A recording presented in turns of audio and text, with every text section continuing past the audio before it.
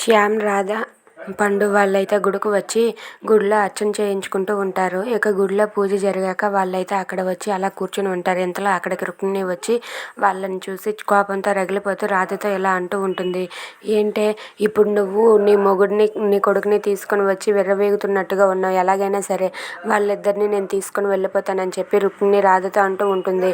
అది విని రాధ నువ్వు నన్నేం చేయలేవని చెప్పి అలా ఉంటుంది. ఇంతలో పండు అయితే ఇలా అంటూ ఉంటాడు. నువ్వు మా మమ్మీని ఏం చేయలేవు, మా మమ్మీని ఏమేం చేయాలని చూసావా, మర్యాదగా ఉండదు అని చెప్పి పండు అంటూ ఉంటాడు. అది విని రుక్మిణి అయితే ఒక్కసారిగా షాక్ అవుతుంది.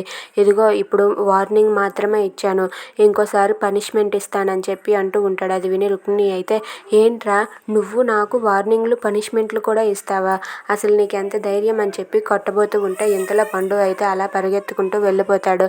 ఇక అక్కడ ఉన్న విభూతిని తీసుకొని రుక్మిణి కళ్ళల్లో కొట్టి అక్కడి నుండి అయితే పారిపోతాడు. ఇదంతా చూసి రుక్మిణి ఒక్కసారిగా షాక్ అయ్యి అలా ఉండిపోతుంది. If you like this video, please like, share and subscribe. Thanks for watching.